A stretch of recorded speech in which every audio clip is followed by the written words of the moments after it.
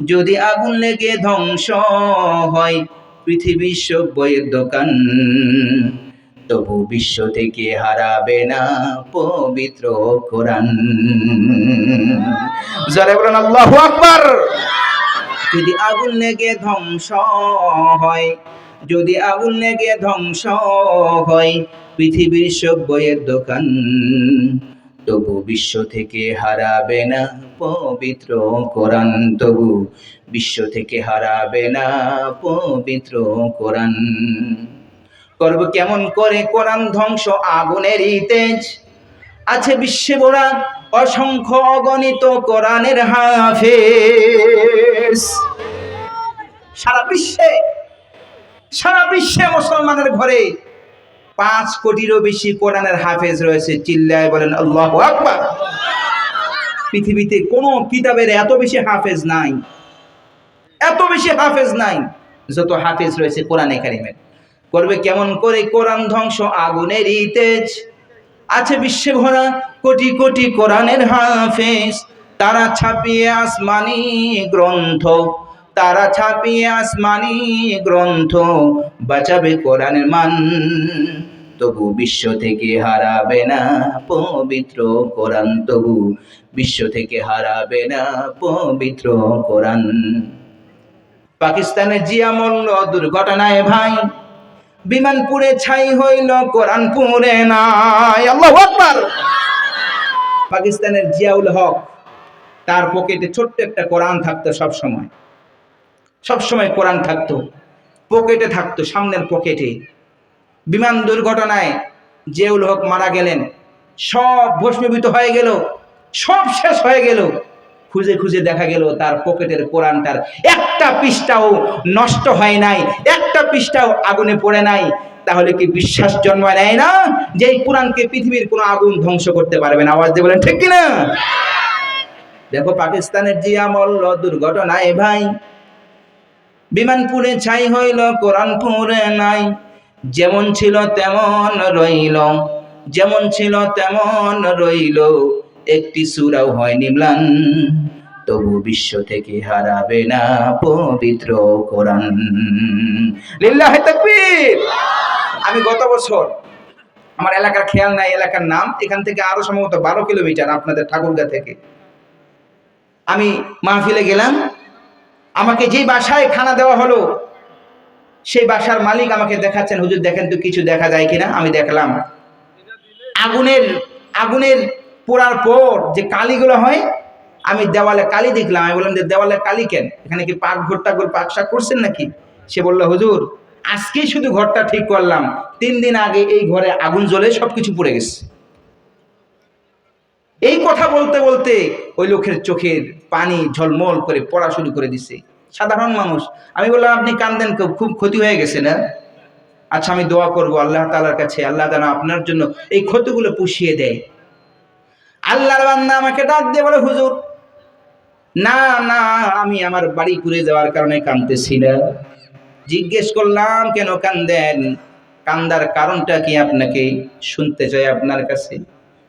আল্লাহর বান্দা ডাক দিয়ে বলে হুজুর এই আগুনের কারণে আমার রক্ষিত জায়গার সব জমির দলিলাদিল্লা গুলো এবং টাকা পয়সা গুলো পর্যন্ত পুড়ে গিয়েছে, আলমারির ভিতরে রেখে দেওয়া টাকাগুলো পর্যন্ত পুড়ে গিয়েছে, সব শেষ।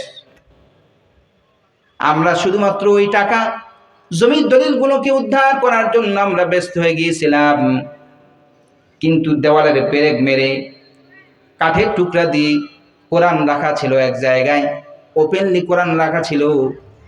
এই কোরআনটাকে রক্ষা করার কোনো চিন্তা আমাদের ছিল না। আজই ব্যাপার, প্রায় 4 ঘন্টা আগুনে আমাদের বাড়ির সব কিছু পুড়িয়ে দিল, জ্বালিয়ে দিল, সব কিছু শেষ হয়ে গেল। আমরা গুনাহগারও কেউ একটুবারের জন্য চিন্তা করলাম না, আল্লাহর কোরআনের কি অবস্থা এদিকে খেয়াল করলাম না।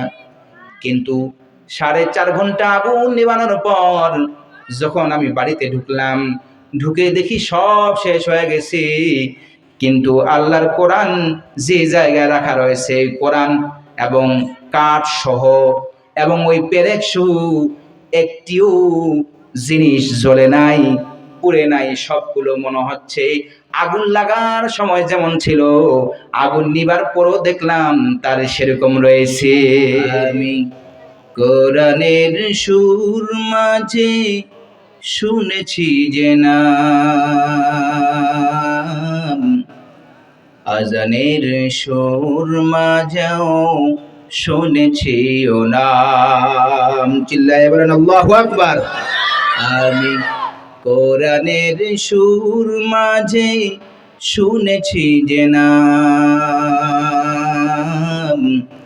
আজানের সুর মাঝেও শুনেছি ও নাম। ও নাম শুনেছি আমি আমার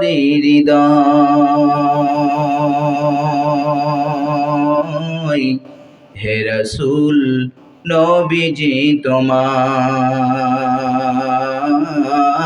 আমার সঙ্গে পড়েন, হে রাসূল নবীজি তোমায়, হে রাসূল নবীজি তোমায়।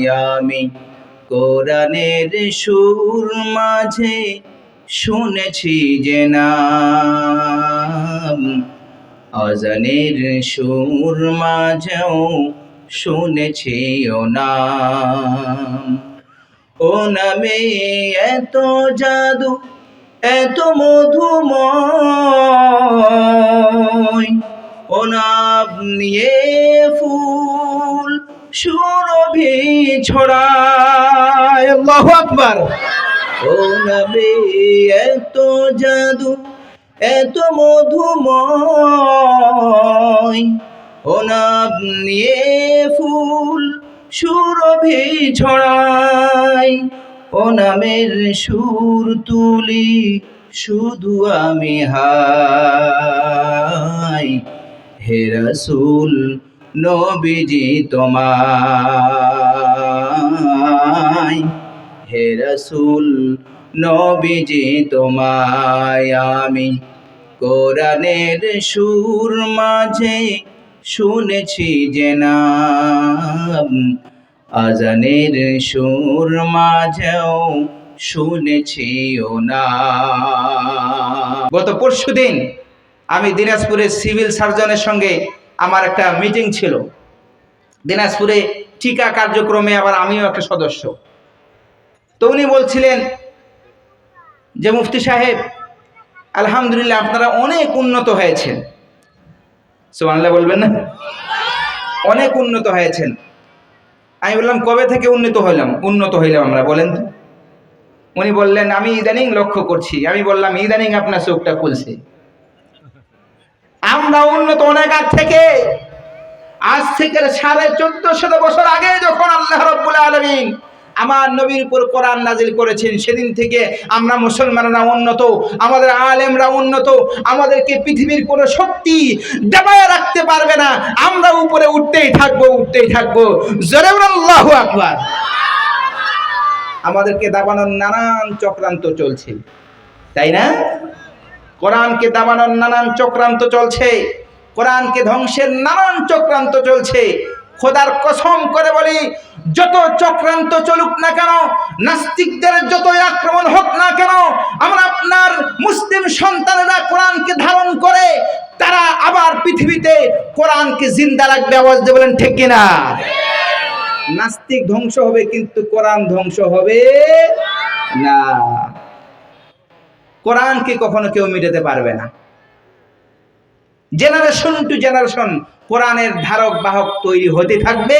আপনার এলাকায় মাদ্রাসা হয়েছে তালিমুল উম্মাহ মাদ্রাসা, এভাবে এলাকায় এলাকায় বিভিন্ন জায়গায় আরো মাদ্রাসা তৈরি হবে। এই সমস্ত মাদ্রাসায় দ্বীনি শিক্ষার পাশাপাশি বাংলা ইংরেজি সহ শিক্ষা দিয়ে মুসলমানরা তাদের কোরআনের ধারাবাহিকতা ঠিক রাখবে ইনশাআল্লাহ। কিয়ামত পর্যন্ত কোরআনের আওয়াজ এই পৃথিবীতে উড্ডয়মান থাকবে। জোরে কোন সুবহানাল্লাহ। প্রিয় বন্ধুরা রে আমার, আল্লাহ রাব্বুল আলামিন কোরআনে কারীমের মধ্যে বলেছেন, ইন্না নাহনু নাযালনা যিকরা ওয়া ইন্না লাহু লাহাফিযুন।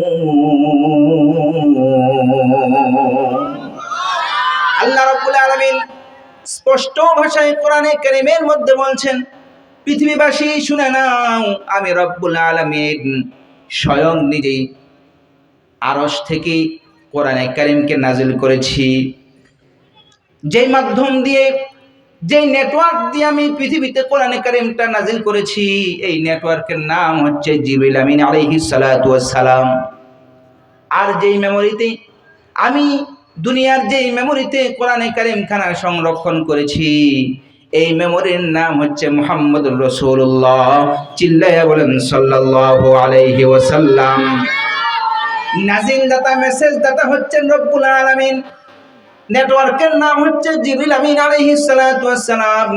আর যেই মেমোরিতে নাজিল করেছেন, মেমোরির নাম হচ্ছে মুহাম্মদুর রাসূলুল্লাহ রাহমাতুল লিল আলামিন।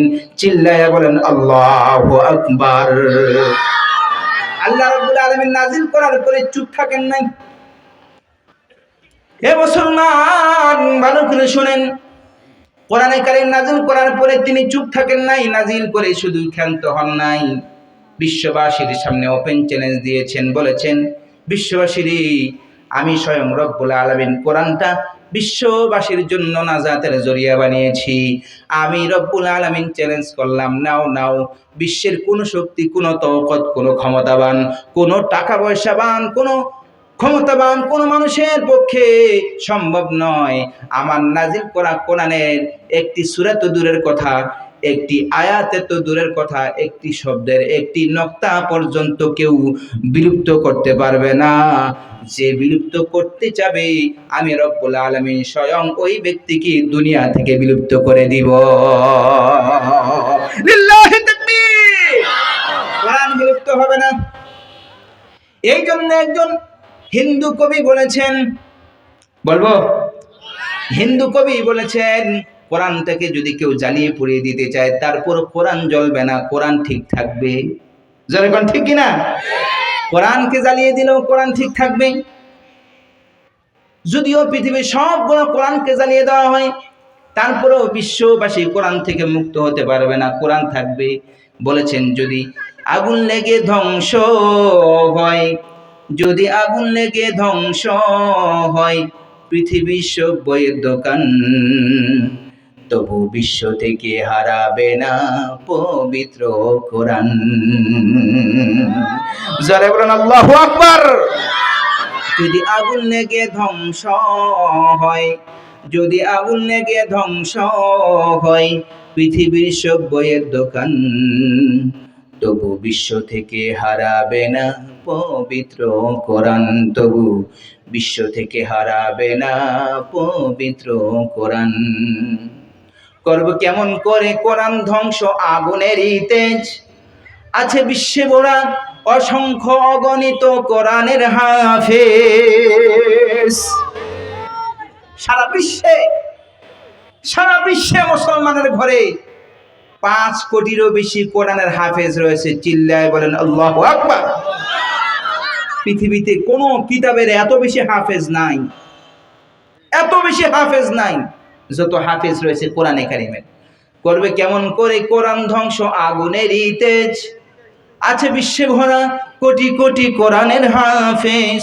তারা ছাপিয়ে আসমানি গ্রন্থ, তারা ছাপিয়ে আসমানি গ্রন্থ, বাঁচাবে কোরআনের মান, তবু বিশ্ব থেকে হারাবে না পবিত্র কোরআন, তবু বিশ্ব থেকে হারাবে না পবিত্র কোরআন।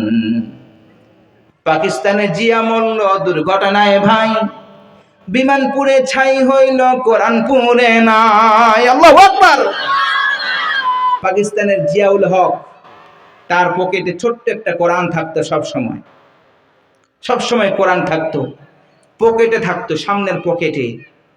বিমান দুর্ঘটনায় জিয়াউল হক মারা গেলেন, সব ভস্মীভূত হয়ে গেল, সব শেষ হয়ে গেল। খুঁজে খুঁজে দেখা গেল তার পকেটের কোরআনটার একটা পৃষ্ঠাও নষ্ট হয় নাই, একটা পৃষ্ঠাও আগুনে পড়ে নাই। তাহলে কি বিশ্বাস জন্মায় নেয় না যে এই কোরআনকে পৃথিবীর কোনো আগুন ধ্বংস করতে পারবে না? আওয়াজ দিয়ে বলেন ঠিক কিনা?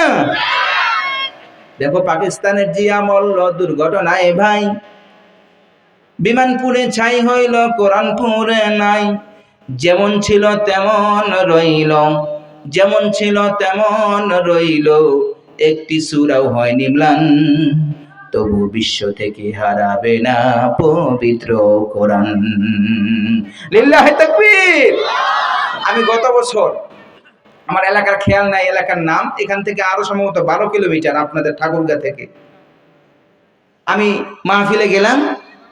আমাকে যে বাসায় খানা দেওয়া হলো, সেই বাসার মালিক আমাকে দেখাচ্ছেন, হুজুর দেখেন তো কিছু দেখা যায় কিনা। আমি দেখলাম আগুনের আগুনের পোড়ার পর যে কালিগুলো হয়, আমি দেওয়ালে কালি দেখলাম। আমি বললাম যে দেওয়ালে কালি কেন, এখানে কি পাক ঘরটা পাক শাক করছেন নাকি? সে বলল হুজুর আজকেই শুধু ঘরটা ঠিক করলাম, 3 দিন আগে এই ঘরে আগুন জ্বলে সবকিছু পুড়ে গেছে। এই কথা বলতে বলতে ওই লোকের চোখের পানি ঝলমল করে পড়া শুরু করে দিছে। সাধারণ মানুষ। আমি বললাম আপনি কান্দেন, খুব ক্ষতি হয়ে গেছে না? আচ্ছা আমি দোয়া করব আল্লাহ তাআলার কাছে, আল্লাহ যেন আপনার জন্য এই ক্ষতিগুলো পুষিয়ে দেয়। আল্লাহর বান্দা আমাকে ডাক দিয়ে বলে হুজুর না না, আমি আমার বাড়ি ঘুরে যাওয়ার কারণে কাঁদতেছি না। জিজ্ঞেস করলাম কেন কান্দেন, কান্দার কারণটা কি আপনাকে শুনতে চাই আপনার কাছে। আল্লাহর বান্দা ডাক দিয়ে বলে হুজুর এই আগুনের কারণে আমার রক্ষিত জায়গার সব জমির দলিলাদিল্লা গুলো এবং টাকা পয়সা গুলো পর্যন্ত পুড়ে গিয়েছে। আলমারির ভিতরে রেখে দেওয়া টাকাগুলো পর্যন্ত পুড়ে গিয়েছে, সব শেষ। আমরা শুধুমাত্র ওই টাকা জমির দলিলগুলোকে উদ্ধার করার জন্য আমরা ব্যস্ত হয়ে গিয়েছিলাম, কিন্তু দেওয়ালের পেরেক মেরে কাঠের টুকরা দিয়ে কোরআন রাখা ছিল এক জায়গায়, ওপেনলি কোরআন রাখা ছিল। এই কোরআনটাকে রক্ষা করার কোনো চিন্তা আমাদের ছিল না। আজই ব্যাপার, প্রায় 4 ঘন্টা আগুনে আমাদের বাড়ির সব কিছু পুড়িয়ে দিল, জ্বালিয়ে দিল, সব কিছু শেষ হয়ে গেল। আমরা গুনাহগারও কেউ একটুবারের জন্য চিন্তা করলাম না, আল্লাহর কোরআনের কি অবস্থা এদিকে খেয়াল করলাম না।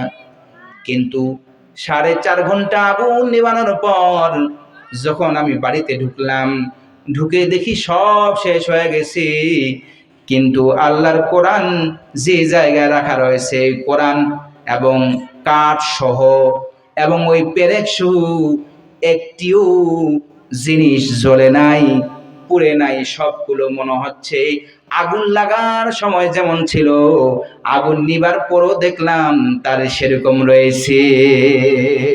আল্লাহু আকবার। চোখের পানি ফেলে দিল, বলল হুজুর দেখছেন আমরা কেউ খেয়াল করি নাই, কিন্তু এই কোরআনের রব, কোরআনের মালিক খেয়াল করছেন। আগুনকে বলছেন আগুন ইয়ানার কুনি বারদা লিল কোরআন, তুই কোরআনের জন্য ঠান্ডা হয়ে যা, খবরদার ওই কাঠটারে জ্বালাবি না, ওই কাঠের মধ্যে আমার কোরআন রাখা রয়েছে। জোরে বলেন আল্লাহু আকবার। যদি কাঠের উপরে কোরআন থাকার কারণে যদি কাঠ না জ্বলে, আপনার এলাকার ঘটনা বলছি আমি, বানানো ঘটনা বলছি না, তাহলে মুসলমানের যেই সন্তানের হৃদয়ের ভিতরে কোরআন থাকবে, সেই কোরআনওয়ালা হৃদয়কে আল্লাহ কি কখনো জ্বালাবেন? কি আসতে বললেন যে জ্বালাবেন আল্লাহ? আপনার সন্তানের হৃদয়ের ভিতরে যদি আপনি কোরআনের শিক্ষা দেন, আপনার সন্তানের হৃদয়ের ভিতরে যদি কোরআন থাকে, কোরআনের উপর আমল থাকে আপনার সন্তানের, খোদার কসম করে বলি, আপনার রসুল বলেছেন, আমার রসুল বলেছেন, যার ভিতর কোরআন রয়েছে রব্বুল আলামিন তারে গুনাহগারও একটু সময়ের জন্য কখনো জাহান্নামের আগুনে তাকে জ্বালাবেন না। সুবহানাল্লাহ। আজকে এই সেই কোরআনের মাহফিল আমরা এসেছি, খুশি না? কে জানে কার মৌত কখন আসে। যুবক বন্ধু, তোমার মতো আমার মতো কত যুবক মোটরসাইকেল চালাইতে গিয়া, 3 বন্ধু একসঙ্গে মোটরসাইকেল চালাইতে গিয়া বিশ্ব রোডে গাড়ির নিচে চাপা পড়ে ডাইন হয়ে যায়, রাস্তার ছেলে রাস্তায় মারা যায়, হয় কি হয় না? আবার এমনও কিছু যুবক আছে যারা এই বয়স্ক মানুষদেরকে সাইড দেয় না, কিন্তু ব্রিজ দেখলে সাইড দেয়। বোঝেন না আমার কথা এখনো? ব্রিজ দেখলে সাইড দেয়, ঠাস করে গিয়ে নদীতে পড়ে আর ডুবে মরে। মুরব্বী দেখলে সাইড দেয় না, হাসাহাসি করে, পরে ওই নদীতে পড়ে মরে যায়, মানে ব্রিজটা একটু সাইড দিল আর কি। এই যুবক ভাই, যৌবনের সময় তোমার রয়েছে।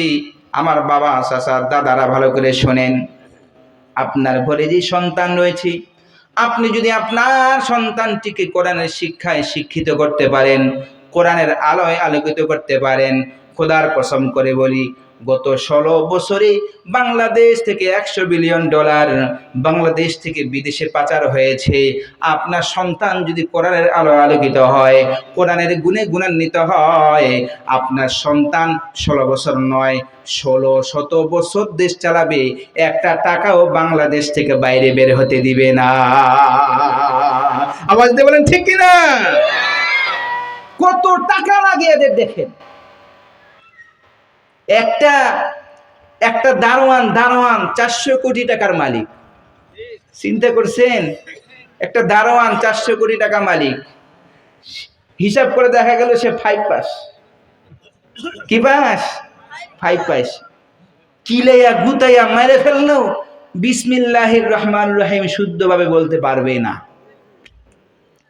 কোরআনের জ্ঞান না থাকার কারণে তার কাছে দুর্নীতির টাকা আসতে আসতে আসতে আসতে 400 কোটি টাকা আসে, তারপরে তার পেট ভরে না। কিন্তু যার ভিতরে কোরআনের জ্ঞান থাকে, ওর কাছে যখনই একটা হারাম টাকা এসে উকি মারে, তখনই কোরআনের জ্ঞানওয়ালা লোক বলে, এ খবরদার, আমি না খেয়ে থাকবো 1 দিন নয়, 2 দিন নয়, 3 দিন, মরে যাব, তারপরও কোনো হারাম টাকা আমার ইনকামে ঢুকবে না। আওয়াজ দিয়ে বলেন ঠিক কিনা? এই জন্য কোরআনওয়ালাদেরকে চেয়ারে বসাইতে হবে। রাজি আছেন ইনশাআল্লাহ? কারা কারা তৈরি আছেন? দুটো হাত তুলে দেখা যান। লিল্লাহি তাকবীর। অনেক দেখেছেন, এবার একটু কোরআনকে দেখেন। রাজি আছেন ইনশাআল্লাহ? কেউ মাইন্ড করলেন আপনারা? একটা বার কোরআনকে দেখেন। এই কোরআনকে আপনি ভালোবেসে হৃদয়ে জড়ান, যে কোরআনকে দিয়ে আপনার পেরেশানি আপনি মেটান। একবার ওই সংসদে একবার কোরআনকে বসায় দেখান, দেখেন তো আপনার দেশের ভাগ্য পরিবর্তন হয় কি হয় না। আওয়াজ দিয়ে বলেন ঠিক কিনা? কি খারাপ লাগতেছে আপনাদের? শেষ করে দেব বয়ান। আমার যুবক বন্ধুরা, এই যুবক, তোমাদের ভিতরে অনেক পাওয়ার রয়েছে। তোমরা যদি তোমাদের চেতনাগুলোকে দিনের জন্য, কোরআনের জন্য একবার লাগাও, খোদার কসম করে বলি, তোমার যৌবনের চেতনার প্রতিরোধ করার জন্য পৃথিবীর কোনো শক্তি তোমার সামনে দাঁড়াতে পারবে না। যুবক বন্ধুরে, 1971 সালের যুদ্ধ দেখি নাই, 1971 সালে যুবকদের আমরা প্রতিরোধ ক্ষমতা দেখি নাই। তবে 2024 সালের 5 আগস্টে যুবকদের নারায়ে তাকবীর, আল্লাহু আকবারের আওয়াজ দেখেছি। 16 বছর ধরে আমাদের উপর জুলুমের স্টিম রোলার চালানেওয়ালা জালেম ফেসিস্ট সরকারকে যুবকেরাই নিজের দেশ ছেড়ে নিজের শ্বশুর বাড়িতে পাঠাতে বাধ্য করেছে। আওয়াজ দিয়ে বলেন ঠিক কিনা? এই যুবক, তোমাদের হাতে অনেক শক্তি, তোমার এই যৌবনের শক্তি কোরআনের কাজে লাগাও। তুমি যদি নামাজি হও, খোদার কসম করে বলে যুবক রে, তুমি যদি নামাজি হয়ে যাও, মসজিদের প্রথম কাতারে গিয়ে নামাজ আদায় করো, দেখবা তোমার এলাকার মুরব্বী মানুষেরা লজ্জায় হলেও তারাও মসজিদে গিয়ে নামাজ আদায় করবে। আওয়াজ দিয়ে বলেন ঠিক কিনা? অথচ দুঃখের বিষয়, যুবকদেরকে আজকে যদি বলা হয় দোস্ত নামাজ পড়ো, যুবক বলে বয়সটা কি হয়েছে, আর একটু বয়স হোক তারপরে নামাজ আদায় করব। বন্ধু যুবক, তোমার এই কোন আজরাইলে এসে খবর দিয়ে গেল তোমার হায়াতে জিন্দেগিতে আরো 50 বছর বাকি আছে। কি খবর দিতে পারবে? কেউ খবর দিতে পারবে না। আমার দিনাজপুরে এক যুবক 31st নাইটে গান বাদ্য শোনার পর শুধু ঘুমিয়েছে, শুয়েছে। গান বাদ্য বাজতে বাজতে বাজতে বাজতে নাচতে নাচতে তার শরীর দুর্বল হয়ে গেছে। সে মনে করছে একটু ঘুমাইলে আরাম লাগবে, শান্তি লাগবে। এই যে ঘুমাইছে, পরের দিন আর ওঠা হয় নাই। এই রাত্রেবেলা ছিল ইহকালে, আর ঘুম থেকে উঠে সকালবেলা মানুষেরা দেখে এ আর ইহকালে নাই, চলে গেছে পরকালে। কি হবে এই যুবকের? অতএব প্রিয় বন্ধুরা, যুবক বন্ধুরা, তোমরা তোমাদের যৌবনকে, এই চেতনাকে তোমরা কোরআনের জন্য লাগাও। রাজি আছেন ইনশাআল্লাহ? আলেমদের পক্ষে লাগাও, মসজিদের পক্ষে লাগাও, মাদ্রাসার পক্ষে লাগাও। আজও পর্যন্ত, এখনো পর্যন্ত বাংলাদেশের এই সোনালী ভূমি নিয়ে এখনো নাস্তিকরা চক্রান্ত করছে, ষড়যন্ত্র করছে। যুবক বন্ধু, তুমি তোমার ইমানি শক্তি নিয়ে যদি এই নাস্তিকদেরকে প্রতিরোধ করতে না পারো, তোমার দেশ আবার নাস্তিকদের হাতে চলে যাবে। তবে যদি তুমি তোমার শক্তি দিয়ে এই নাস্তিকদের বিরুদ্ধে রুখে দাঁড়াও, কসম করে বলি লক্ষ কোটি নাস্তিক এসেও আমার বাংলার ভূমিকে কেউ নাপাক করতে পারবে না। আওয়াজ দিয়ে বলেন ঠিক কিনা? আমরা এই পবিত্র ভূমিকে আর অপবিত্র হতে দিব না। প্রিয় বন্ধুগণ, যে কোরআনটা রব্বুল আলামিন আমাদেরকে দান করেছেন, রব্বুল আলামিন ওপেন চ্যালেঞ্জ দিয়ে বলেছেন, আমি কোরআনটাকে হেফাজত করব। পৃথিবীর কোনো শক্তি, পৃথিবীর কোনো ক্ষমতা কোরআনকে ধ্বংস করতে পারবে না। আমি রব্বুল আলামিন কিভাবে কোরআনটাকে ধ্বংস থেকে বাঁচাবো, কিভাবে কোরআনটাকে হেফাজত করব, বন্ধুগণ মনোযোগ দিয়ে শোনেন, দিলের গভীর কান দিয়ে আপনি শোনেন। প্রিয় বন্ধুগণ, ভালো করে শোনেন। আপনার সামনে যদি কেউ, আপনাদের মতো সাধারণ মুসলমানের সামনে যদি কেউ কোরআনটাকে ভুলভালভাবে উপস্থাপন করে, অশুদ্ধভাবে তেলাওয়াত করে, একটি আয়াত ছেড়ে দিয়ে আরেকটি আয়াত পাঠ করে, আপনি বুঝতে পারবেন না। কি ঠিক বলছি না? আপনি বুঝতে পারবেন না। তবে সূরা ফাতিহার মধ্যে ভুল করলে আপনি ধরে ফেলবেন। বোঝেন না আমার কথা এখনো? একটু মনোযোগ দিয়ে শোনেন। ইমাম সাহেব আল্লাহু আকবার বলে নামাজ শুরু করেছে।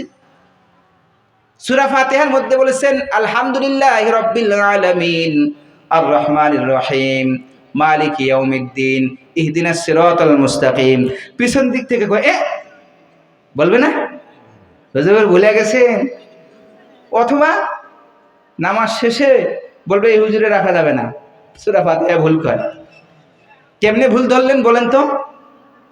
কারণ আপনার সূরা ফাতিহা মুখস্থ আছে, বুঝেন নাই? আবার যদি কেউ আলহামদু দাল পেশ দু এই জায়গায় যদি বলে আলহামদুলিল্লাহি রাব্বিল আলামিন, আলহামদি দাঁতে পেশের জায়গায় জের দেয়, আপনি সবাই ধরে ফেলবেন। কেন ধরবেন? আপনার মুখস্থ আছে।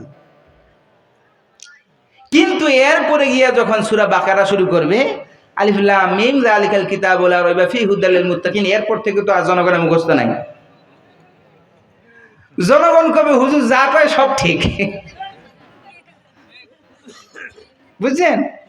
এখন দোয়াতে হুজুর যদি আরবিতে কয় আল্লাহ যেই কটা মুসল্লিরা এই জায়গায় আছে সব কটা না মেরে লাও, কারণ 3 দিনের দাওয়াত আমি পাবো, আবার পকেটে হাতিও আমার কাছে আসবে। মুসল্লি কয় আমিন, কেন কয়? কোন দিন মুসল্লি জানেই না। এই কোন এক জায়গায় ঘটনা শুনে মানে হাসি আবার দুঃখ। বড় একজন সরকারি অফিসার ওই এলাকায় গিয়েছেন, গিয়া ইমাম সাহেব অফিসারকে, আপনার কষ্ট হচ্ছে নাকি? ইমাম সাহেব অফিসারকে বলছেন, স্যার আমার বেতনটা একটু বাড়ালে ভালো হয়। বেতন কত ইমাম সাহেবের? 4000 টাকা। কয় হাজার? শুনেন ভালো করে শুনেন, 4000 টাকা বেতন। ইমাম সাহেব এখন স্যারকে বলছেন, স্যার আমার বেতন একটু বাড়ালে ভালো হয়, 4000 টাকা দিয়ে কি হয়? এখন যেই অফিসার ওইখানে গিয়েছেন, উনি সভাপতি, ওই অফিসারের সঙ্গে একজন ভালো আলেমের সম্পর্ক।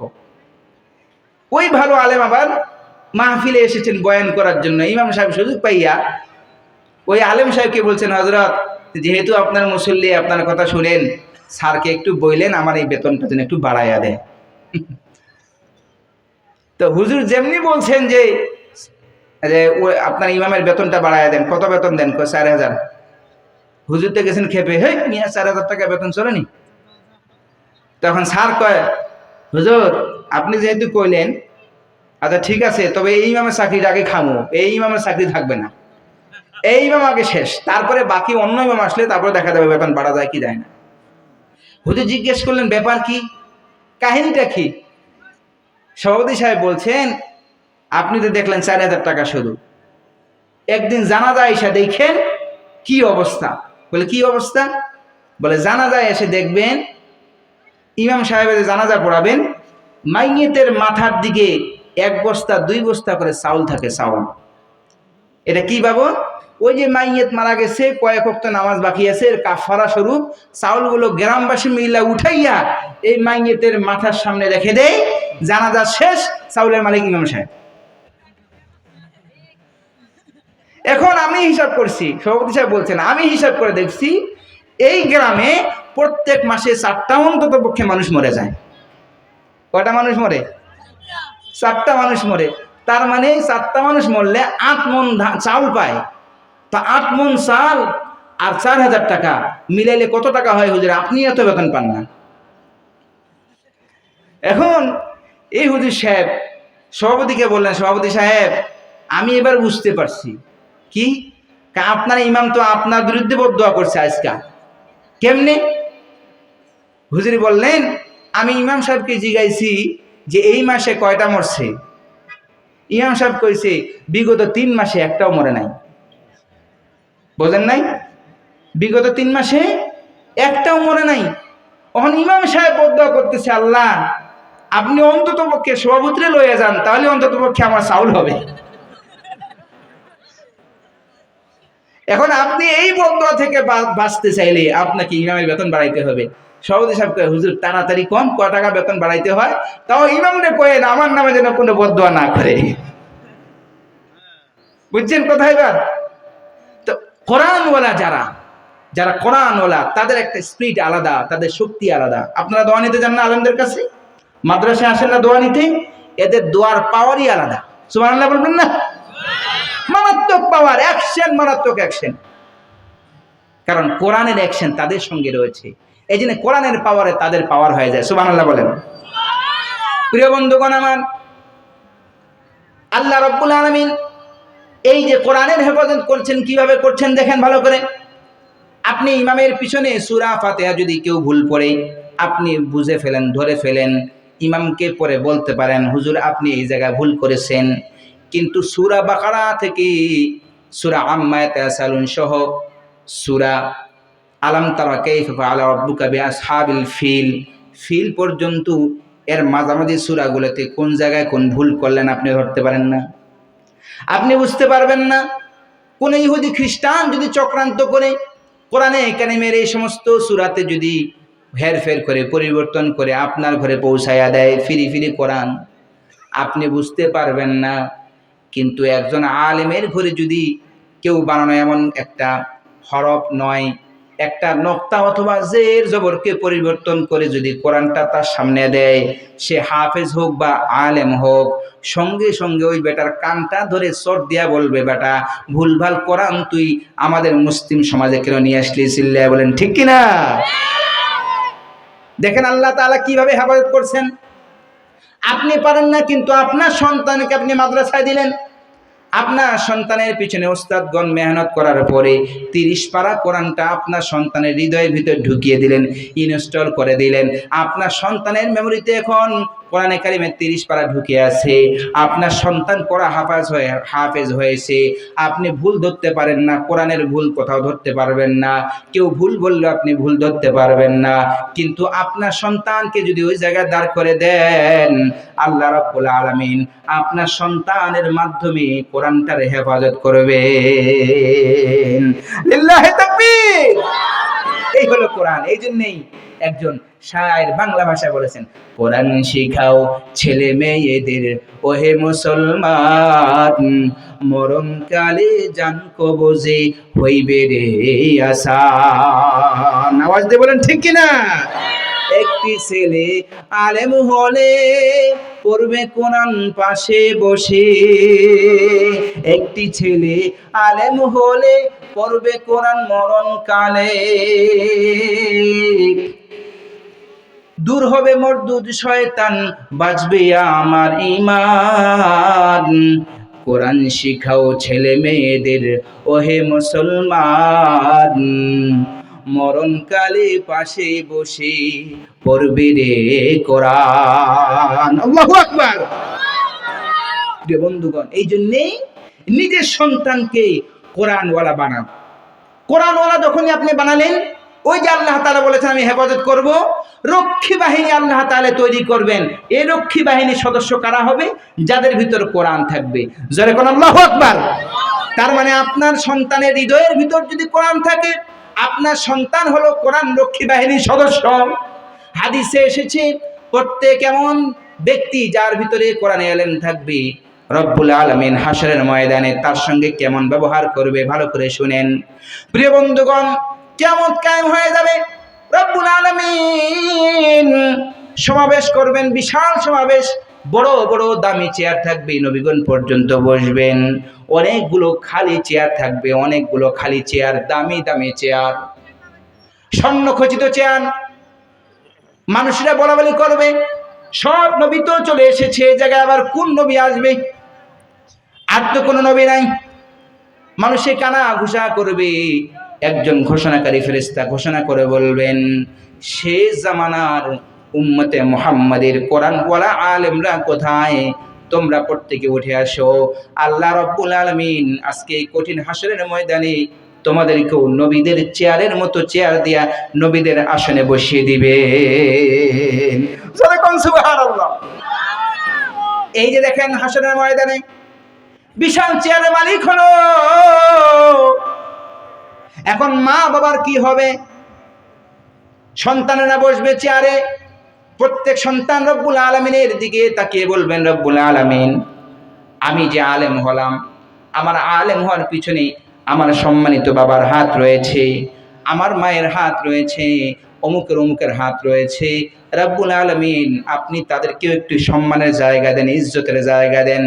রব্বুল আলামিন কুদরতি জবান দিয়ে বলবেন, রে বান্দা তোর ভিতরে কোরআন দিয়েছি তোর বাবার কারণে, তোর বাবা তোরে কোরআনের শিক্ষায় শিক্ষিত করেছেন, তার মানে তোর উপরে কোরআন, তোর উপরে তোর বাবা মার হকটা বেশি। আমি তোরে যে চেয়ার দিয়েছি, তোরে বসার জায়গা দিয়েছি, আমি তোর বাবা মাকে আমি তোর চেয়ে বেশি ইজ্জত আর সম্মান আজকে হাসরের ময়দানে দিব। জোরে জোরে কোন আল্লাহু আকবার। আল্লাহ রাব্বুল আলামিন ফেরেশতাদের মাধ্যমে প্রত্যেক আলেমের বাবা মাকে ডাক দিবেন, বলবেন কই অমুকের বাবা কোথায়, অমুকের মা কোথায়? ও আমার মায়েরা, ও আমার বাবারা, ভালো করে শুনেন, দিলের গভীর অন্তর দিয়া শুনেন। আপনার সন্তান যদি দেশের প্রেসিডেন্ট হয়, আপনার গর্বে দিলখানা ভরে যায়। আপনার সন্তান যদি এই ঠাকুরগাঁয়ের ডিসি হয়, আপনার দিল ভরে যায়। মানুষ আপনারে বলে ডিসির বাবা, ইওনো হয় ইওনোর বাবা, ওসি হয় ওসির বাবা, দিলটা ভরে যায়। ডাক্তার সার্জন হয় সার্জনের বাবা, ক্যাপ্টেন হয় আপনার সন্তান যদি ক্যাপ্টেন হয়, মেজর হয়, জেনারেল হয়, আপনার হৃদয়খানা ভরে যায়, গর্বে দিলটা ফুলে যায়। হাসরের ময়দানে রব্বুল আলামিন আপনার সন্তানকে নবীদের সমপর্যায়ে একটি আসন দান করবেন, আর আপনাকে ডাক দিবেন, রব্বুল আলামিন এই আলেমের বাবা উঠে আসো, উঠে আসো। রব্বুল আলামিন তার নবী সহ কুদরতি নিজের হাত এবং নবীর হাত দিয়া প্রত্যেক আলেমের বাবা মাকে ডাক দিয়ে পৃথিবীর সমস্ত মানুষকে একত্রিত করে সবার সামনে, জাইল স্ক্রিনের সামনে, সকলের সামনে আলেমের বাবা মার মাথায় এমন একটা নূরের তাজ পরিয়ে দিবেন, যে নূরের তাজের চকমক আলো সূর্যের চাইতে কয়েক কোটি গুণ বেশি হবে। যখন সুবহানাল্লাহ। সেদিন কেমন গর্ব হবে আলেমের পিতা এবং মাতার, বলেন তো? এই দৃশ্য দেখার পরে হাসরের ময়দানে যে সমস্ত আল্লাহর বান্দার জাহান্নামের ফয়সালা হয়ে গেছে, হাদিসের কথা বলছি প্রিয় ভাইরা রে আমার, এই ঘটনা দেখার পর যে সমস্ত আল্লাহর বান্দাদের জাহান্নামের ফয়সালা হয়ে গেছে, তারাও থেমে যাবে, হা হয়ে দেখে থাকবে। আল্লাহ রাব্বুল আলামিন ফয়সালা দিবেন, আলেমদেরকে বলবেন, যাও তোমরা তোমাদের পিতামাতা সহকারে যাদেরকে মনে চায় তাদেরকে নিয়ে একবারে সোজা জান্নাতের দিকে চলে যাও। লিল্লাহি তাকবীর। ওই হাসরের ময়দানে কষ্ট লাগছে নাকি আপনাদের? ময়দানে হাসরে আল্লাহর কিছু বান্দা যাদের জন্য জাহান্নামের ফয়সালা হয়ে গেছে, জাহান্নামের ফয়সালা হওয়া বান্দারা সব উপায়হীন হইয়া বাবা সন্তানকে ভুলে গেছে, মা সন্তানকে ভুলে গেছে, বন্ধু বন্ধুর কথা ভুলে গেছে, স্বামী স্ত্রীর কথা ভুলে গেছে, স্ত্রী স্বামীর কথা ভুলে গেছে, সন্তান বাবার কথা ভুলে গেছে, কেউ কাইরে স্মরণ রাখে নাই। একটা সওয়াবের জন্য মার কাছে গেছে, বাবার কাছে গেছে, মা অস্বীকার করেছে, বাবা অস্বীকার করেছে। দুনিয়াতে আজকে কেউ বন্ধু বলে পরিচয় দিতে চায় না, হাসরের ময়দানে কেউ বন্ধু বলে পরিচয় দিতে চায় না। এই জন্য রব্বুল আলামিন তার জন্য জাহান্নামের ফয়সালা করেছেন। ওই লোকটার চেয়ে অসহায় মানুষ পৃথিবীতে আর কেউ নাই, ওই জায়গায় কেউ নাই। কাঁদতেছে আর কাঁদতেছে। কিন্তু রব্বুল আলামিনের এই ডিসিশন দেখে নিজের মনের ভিতরে একটু খেয়াল তৈরি হয়ে গেছে, আহারে কোরআনের সংস্পর্শে গিয়া দেখো ওই আলেমের একটু বসেন, একটু একটু কোরআনের সংস্পর্শে গিয়া আলেমের বাবা এত সম্মানী হয়েছে, আমারও তো একটু সম্পর্ক ছিল এই বেটার সাথে, এই আলেমের সাথে আমারও একটু সম্পর্ক ছিল, আমিও দেখি তো এই সম্পর্কের অজুহাত দিয়ে আল্লাহর কাছে কিছু পাই নাকি। যারা বলেন আল্লাহু আকবার। আল্লাহর বান্দা, গুনাহগার বান্দা, মনে করবেন মাথায় আঙ্গুল দিবেন আর টক টক করবেন, চিন্তা করে দেখবেন আমি কি কখনো ওই আলেমের সঙ্গে আমার কি একটুখানি সম্পর্ক ছিল নাকি, দেখি তো, খুঁজে খুঁজে দেখি তো।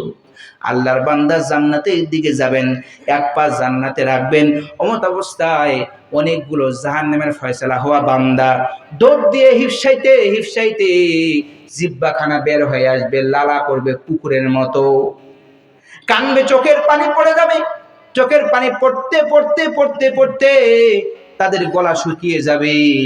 আল্লাহর বান্দা আলেমকে ডাক দিয়ে বলবেন, হে অমুকের সন্তান, একটু দাঁড়াও, তোমার সঙ্গে আমাদের একটু আলাপ আছে, গল্প আছে। আল্লাহর বান্দা আলেম ডাক দিয়ে বলবেন, কিসের গল্প আজকে? জান্নাতে ঢুকবে, এখন ডিস্টার্ব দাও। আল্লাহর বান্দা বলছেন, তুমি আমাদের অবস্থা দেখে বুঝতে পারতেছো আমাদের কি হয়েছে ফয়সালা। আলেম ব্যক্তি বলবেন, হ্যাঁ তোমাদের অবস্থা দেখে বোঝা যাচ্ছে তোমাদের আজকে জাহান্নামের ফয়সালা হয়ে গেছে, বলো দেখিন তোমাদের কি পরিমাণ কি পরিমাণ সাহায্য করতে পারি, সহযোগিতা করতে পারি। আল্লাহর বান্দা, জাহান্নামী বান্দা আলেমকে ডাক দিয়ে বলবে, ও আলেম সাহেব, কোরআনের আলেম, আপনার খেয়াল আছে কি আপনার সঙ্গে আমার একটু সম্পর্ক রয়েছে? বলে, কেমনে সম্পর্ক? আল্লাহর বান্দা ডাক দিয়ে বলবেন, আলেম সাহেব, আপনি যে মাদ্রাসায় আলেম শিখেছেন ওই মাদ্রাসার সঙ্গে আমার একটু সম্পর্ক ছিল, অন্তত পক্ষে হাদিসে এসেছে এতটুকু সম্পর্ক যথেষ্ট যে আপনি অজু করার সময় পানি খুঁজে পাচ্ছিলেন না, আমি সাধারণ মুসলমান হয়ে আপনি আলেমকে আমি পানি আগিয়ে দিয়েছি। আপনার কি খেয়াল আছে নাকি আমি পানি এগিয়ে দিয়েছিলাম আপনার ওযুর জন্য? আলেম সাহেব বলবেন, হ্যাঁ খেয়াল হয়েছে, আমার মেমোরিতে ইয়াদ এসেছে, খবর এসেছে, আপনি অমুক ব্যক্তি, যে ব্যক্তি আমাকে পানি এগিয়ে দিয়েছিলেন ওযু করার জন্য। আলেম বলবেন, হ্যাঁ খেয়াল হয়েছে, এখন কি করতে পারি আপনাদের? ওই ব্যক্তি, গুনাহগার ব্যক্তি বলবেন, আপনি আমাদেরকে নিয়ে একটু আল্লাহর কাছে চলেন, আল্লাহকে গিয়ে বলেন, আল্লাহ এই ব্যক্তি সম্পর্ক আমার সঙ্গে একটু পানি দেয়া হয়েছে, অতএব আমি তো জান্নাতে যেতে পারি না ওই ব্যক্তির ছাড়া, আপনি যদি ওই ব্যক্তির জান্নাতের ফয়সালা করেন তাহলে আমি আলেম জান্নাতে যেতে পারি, তাছাড়া জান্নাতে যেতে পারি না। লিল্লাহি তাকবীর।